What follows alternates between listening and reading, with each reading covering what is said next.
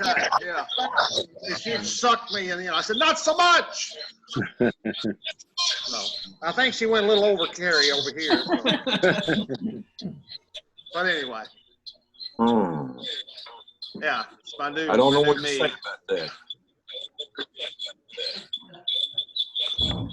That's a head on his mother with love. That's true. That's very true.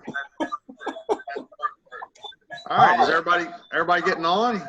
Everybody's getting on. Wait a minute. I said I got one more person waiting over here. Let's do this. I don't know where you turn it off now. Ain't no telling what we'll have before it's all over.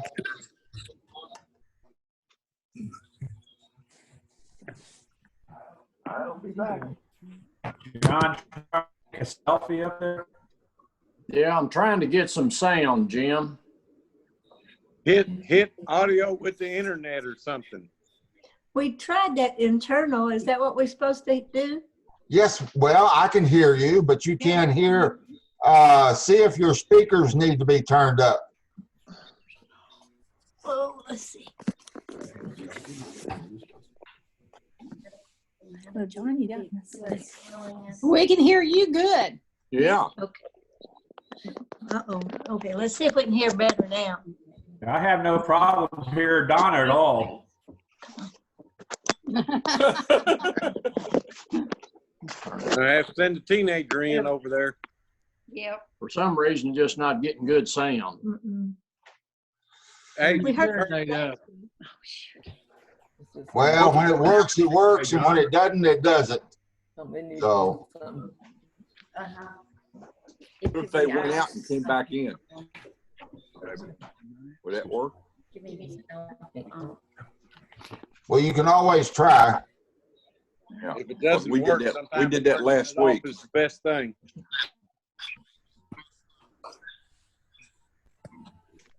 No, you're not being held. I'm sorry. We're busy. There we go. Good. Joyce is trying to get back in here on her iPhone. All right, you're on your own. Steve went outside. Steve's outside. He's either outside or figured out how to change his background on his Zoom meeting.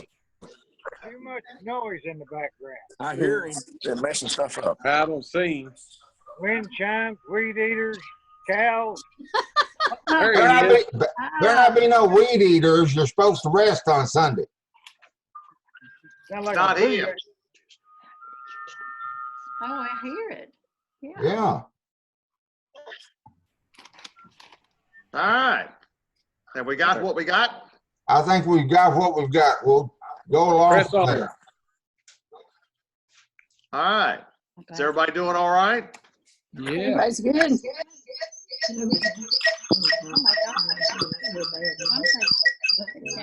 We got an echo. Somebody needs to oil their wheel again.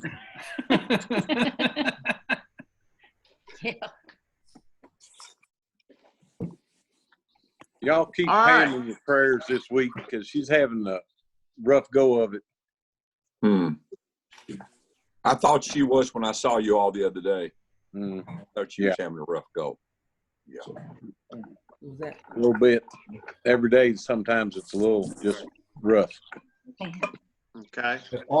On that line, Blair Box, Marion Rankin's daughter, had heart test, COVID test, a number of other tests, and she was going to schedule for an MRI on her brain this next week, but they brought her in Friday. They don't know what's going on with her, but she's been sick for several weeks.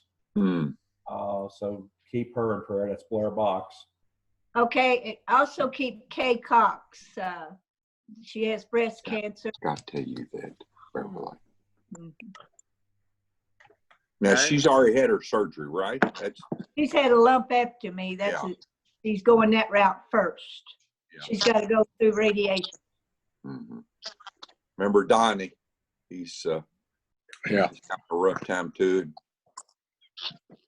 Did they get anything back from where they did the MRI on his brain? He hadn't had it yet. I think he has it Monday. Okay. Frank Henson did not get a good report on his. Not good at all. Who was that, John? Okay. Frank Henson.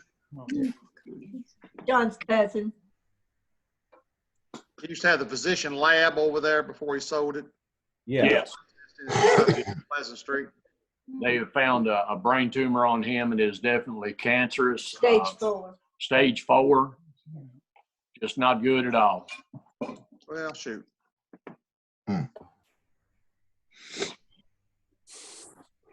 Did Pam get her oxygen level up, Eric? Well, that's the deal, Mitch. Sometimes it's up just fine, but other times it'll tank for no apparent reason, even with her still on the oxygen. And so it's just it just takes it all out of her when it goes down. It sure does. Yeah. Mm-hmm. Yeah. So we're not sure. She's got some. She went and did blood work the other day, and she's got a teleconference with one of the doctors tomorrow. So because there were some things they were going to talk about, but anyhow. Okay. Get your phone. Well, we're thinking about her. All right. We're praying for her. Yeah. Absolutely. Okay, I anything appreciate else? Nope. What about Bertha? They cleared her. You know. Bertha tested negative this week, and she's running up and down the street every day now. I believe that. Hey, they got 9 people living in that house, and they were all doing a parade last night up here on the street. Oh, gosh. I told her when she goes to heaven, she's going to have a crown she can't hold on to because anybody can live with 9 people all the time. Yeah, I don't think she's going to want to. test your patience. I don't think she's going to want to live with a crowd in heaven. That's can the whole imagine. purpose. That's the whole purpose of what we do is to get a crowd in heaven. You all don't lose sight. Don't get sidetracked. Yeah. All right. Anything else? We're The prayer meeting on Thursday. Yes. yeah. Dale, tell us a little bit more about that.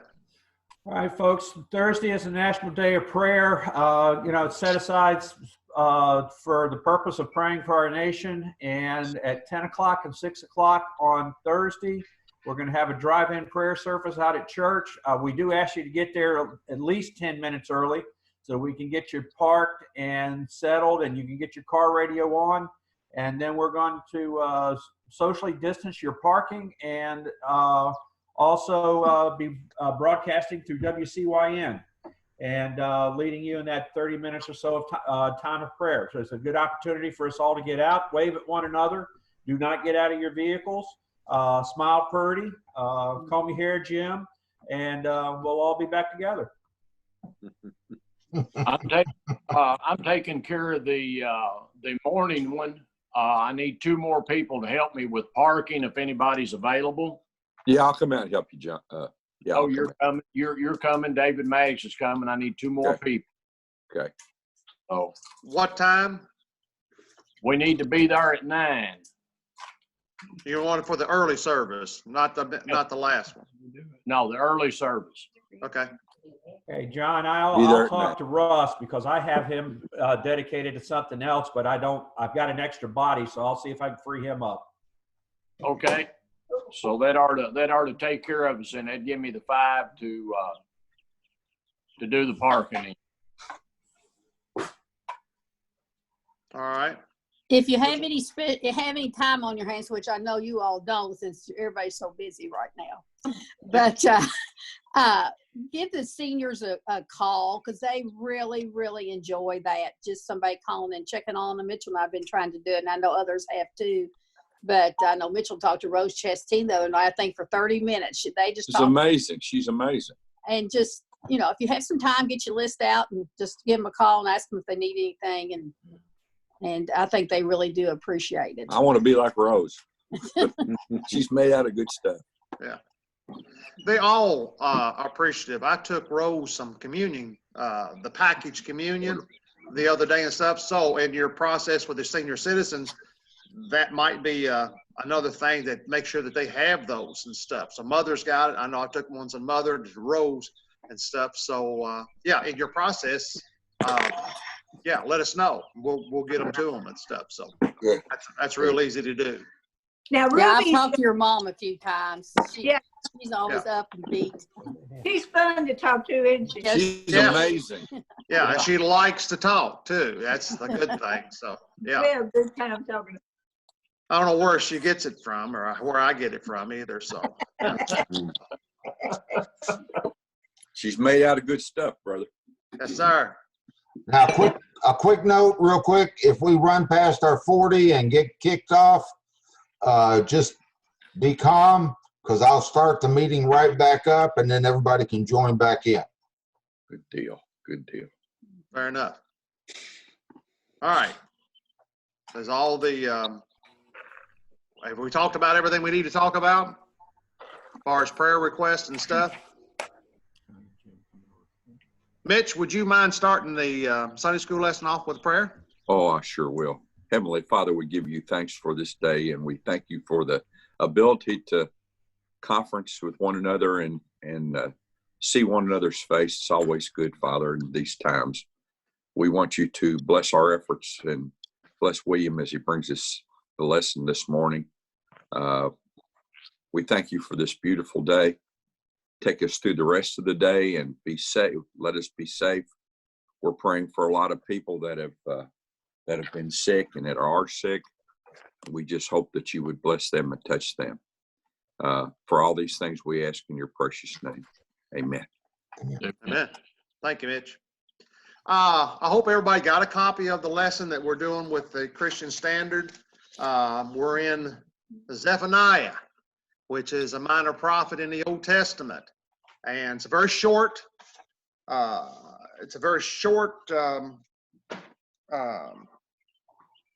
lesson, but I mean, we deal with the very end of the book of Zephaniah. So what if God barged into the midst of your daily lives? If God made God's presence known to you, how would you feel? Wow. overwhelmed. Yes, overwhelmed. So how would you respond? I'm sorry. I'm sorry. I'm sorry.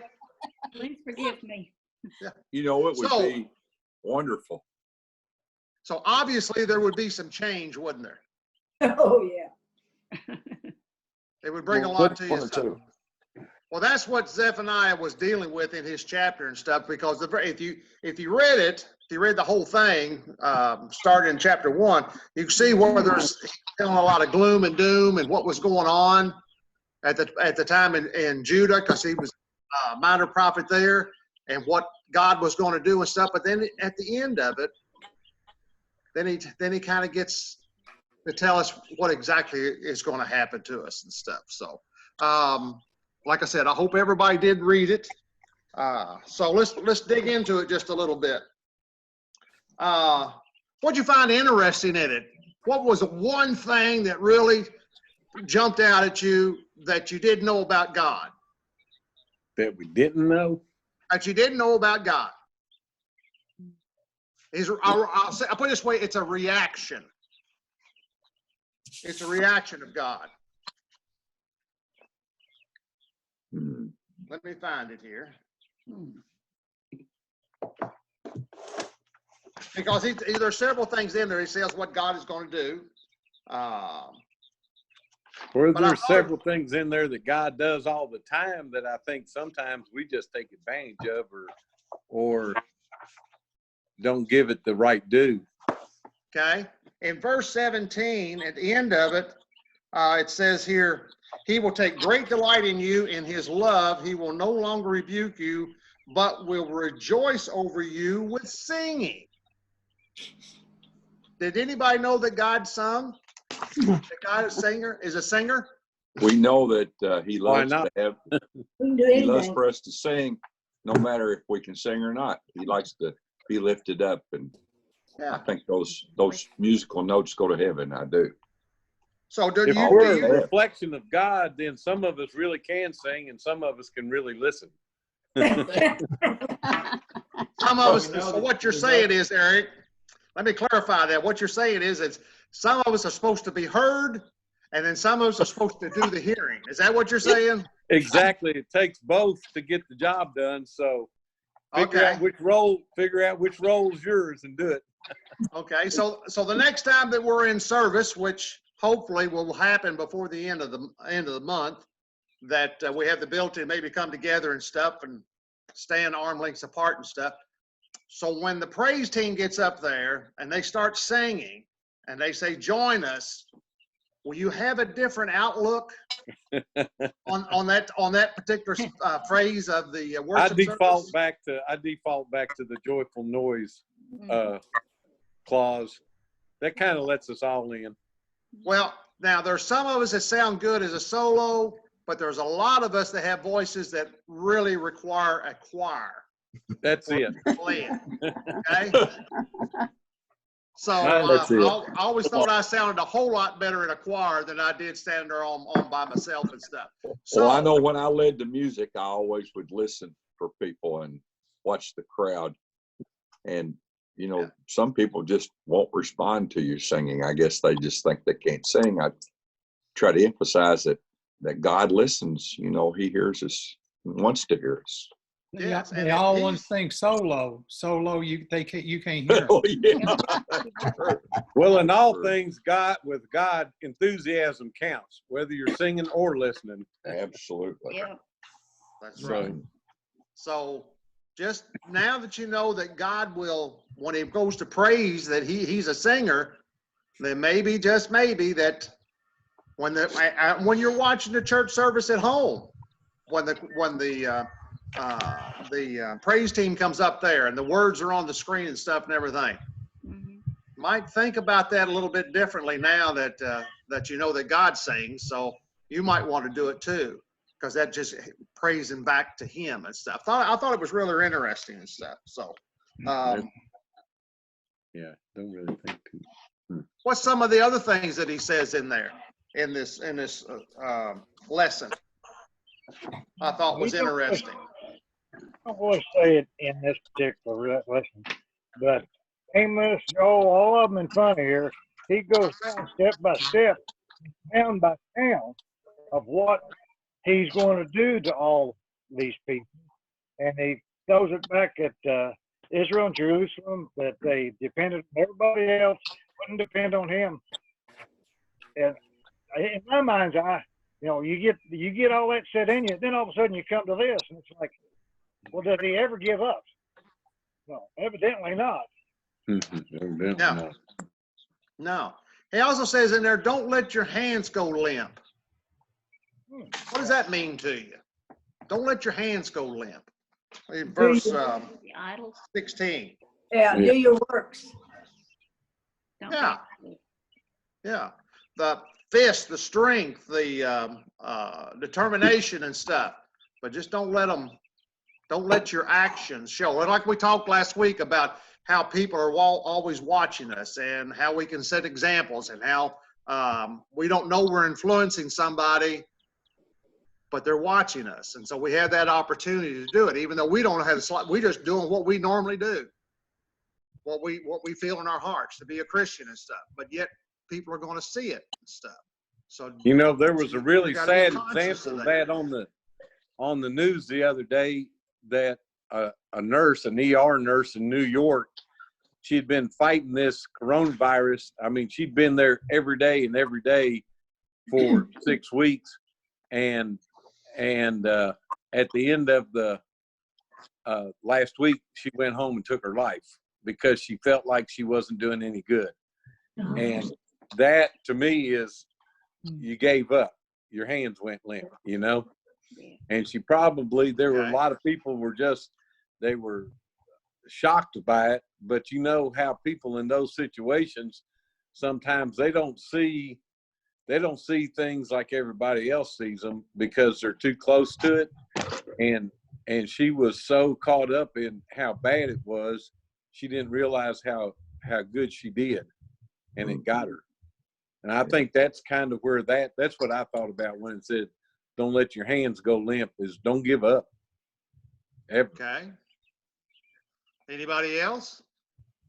Don't let your hands go limp. On Eric there, we as people have to consider how we act. You take somebody in that lady's position, that nurse's position, and if things haven't changed from what I've seen a whole lot in the past, she goes in there every day and there's 50 people yelling at her because she's not doing enough. That they want attention. Don't worry about them. Take care of me. So you get in these scenarios, and I, to a certain degree, I'd say we're all guilty of that situation. But we have to consider our actions on these kind of things, and just keep up. Don't worry about what you're not getting or what somebody's not providing you. We're supposed to be counting on God in the first place. We're not going to Egypt, to Pharaoh, and over to Assyria trying to get help. God is plain that He is our supporter, and that's what we're supposed to be. Don't give up because the outside world won't help. That's a good point. Yeah. Yeah. Well, I think we can always come back as we always have heard the phrase, idle hands are the devil's playground, and that means if you're not doing something good, you're probably doing something bad. So we're talking about me, Jim. If you're not on the mission, you better be sleeping, because you don't know when you'll get to sleep again. So if you're sleeping or you're on the mission, it's kind of hard to get in trouble. Yeah. This is true. Don't have time. Yeah. Now, when he was prophesizing and stuff, things were probably pretty decent in Judah. There was a king there that was he was trying to do good things and stuff. So, so he's telling us, but there's still the religious leaders and stuff were giving them false information and stuff and everything. And can we correlate that with up until about a month and 2 months ago, 2.5 months ago, wasn't it pretty good here in our lives? Are we having it kind of easy and stuff? Now, are we still having a pretty good life right now? Yes, we are. We're fortunate. Yeah, I think we're fortunate and stuff. There's most of us here are probably on past. I don't have to go to work, thank goodness, and stuff. So I do know that there's some people out there that are really hurting. I do understand that. Mm-hmm. But do we get complacent with our lives and stuff? Do we tolerate things like they were tolerating back then, of the worshiping idols and different things and stuff? Are we the same? We think, well, this is the Old Testament. How could the Old Testament really, talk to us in this day and time and stuff? But there are a lot of similarities of what our life is now than what they were doing back then, and what Zephaniah was trying to tell them. I say, look, guys, we're headed for hard times, but God's going to stay with us, and God's going to take care of us. So I see a lot of similarities in what's going on today as what was going on back then. Not necessarily the coronavirus and stuff, but just as our complacency about everyday life. Well, it's okay. If it's okay with them, if it doesn't hurt anybody, if you're only doing it for yourself, then that's okay. That's okay. If it's good for you, then it's okay. It's got to be okay. But in the end, we got to ask ourselves, what would happen if God interrupted us today? What in our world would change? What fears would be dispelled? And what injustice is overturned? Because one of these days, he's going to come back and he's going to set everything right. So if we try to take what he was telling the people and say, look, you need to change. So what are we going to do? How are we going to change? How are we going to help this world that we're in now?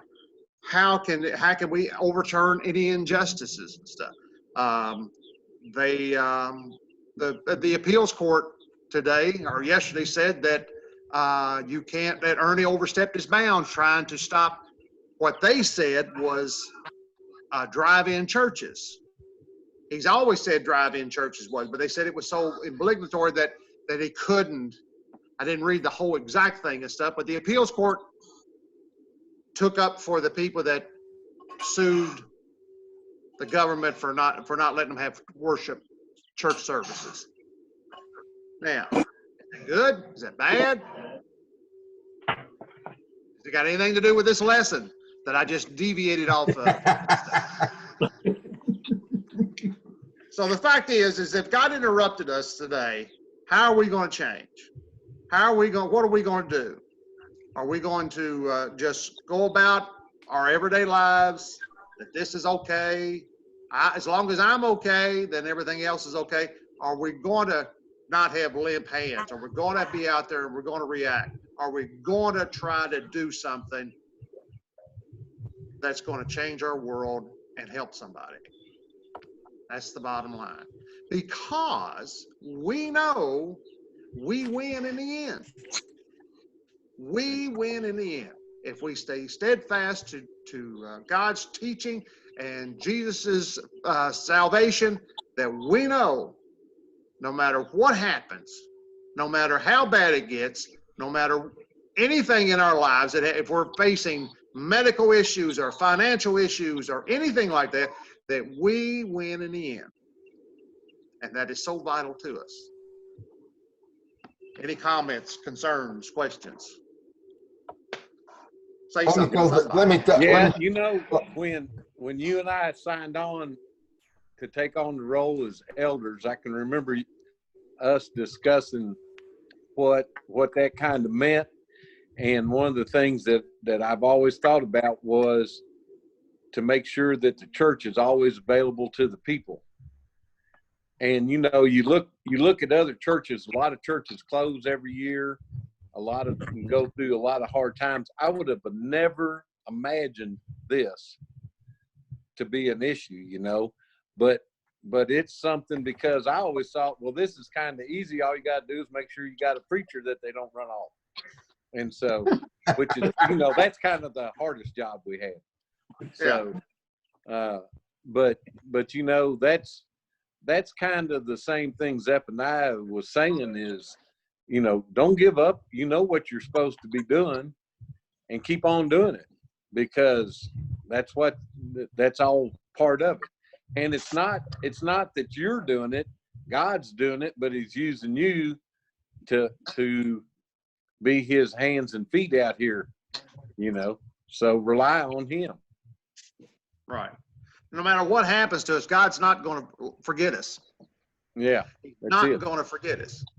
Yes. And he's told us that. And you can take his word to the bank. Literally. Well, that's right. One thing that we have that makes maybe our lives a little bit easier through this, because we do have God to depend on. But just think of the number of people that have no concept of that. And it's just a day-to-day thing that they have no one to go to, no one that they know will get them through it and be able to get over on the other side. That's where hope comes in, you know. And I think that's when I thought about that, the nurse or the doctor in New York that went through that, I thought she lost hope somewhere along the line. And whether you're a church person or not, hope is important. Hope's vital. Oh yeah. Well, what are we doing wrong? We've had 2,000 years, over 2,000 years of trying to get this thing right. And we can't get it right. There's too many people involved, William. As Jim Mann would say, we're only human. You just listen to me, we'd get it right. Gotta do it my way. Yeah. You know, the one thing we keep forgetting, if God brings us into it, he'll also bring us out of it. Amen. Oh, yeah.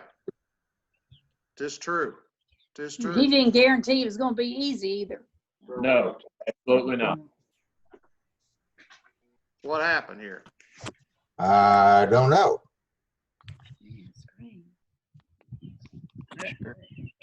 We're sharing the screen. No, my phone did the same thing.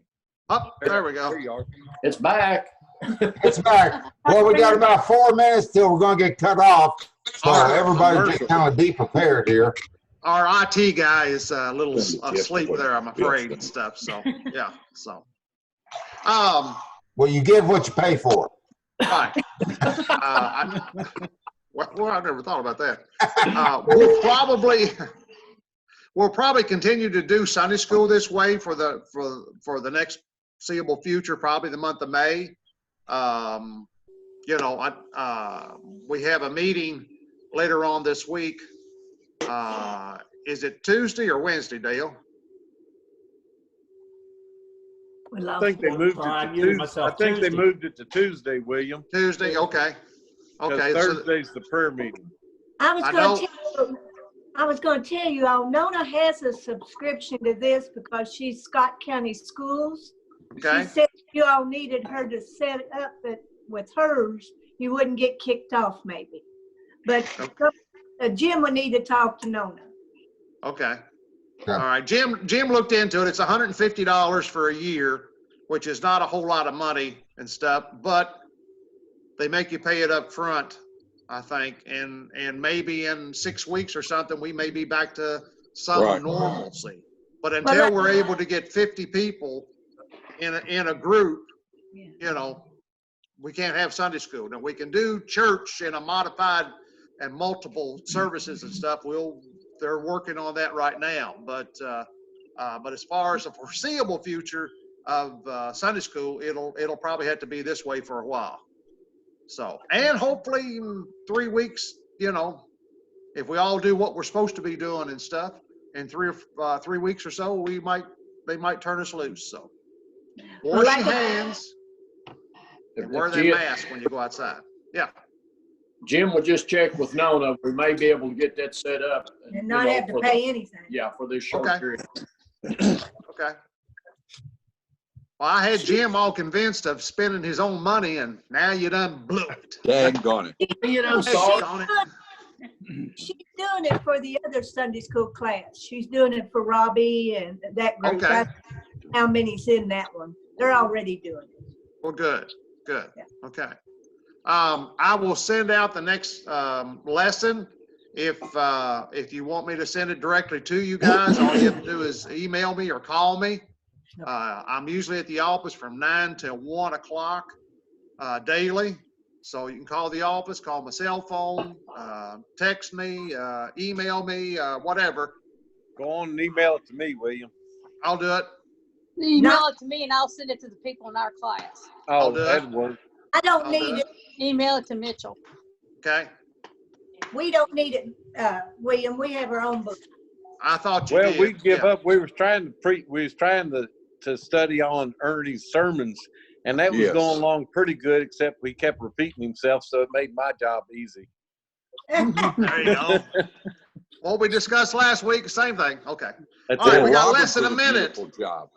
Have we covered everything?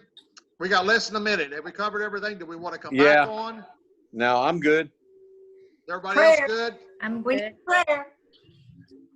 I think we just need to remember the people we've talked about. I got a message from Connie that they couldn't get on and wanted to keep Don front and center with everything that he's got going on. Mm-hmm. So there's people out there that we just need to keep in our memory and pray for each day. I mean, we can pray for everybody in this group. I mean, it doesn't cost anything. No. You know? All right. See everybody next Sunday, 10 o'clock. Be there or be square. Bye. All right. Bye-bye. Bye. See ya. See you.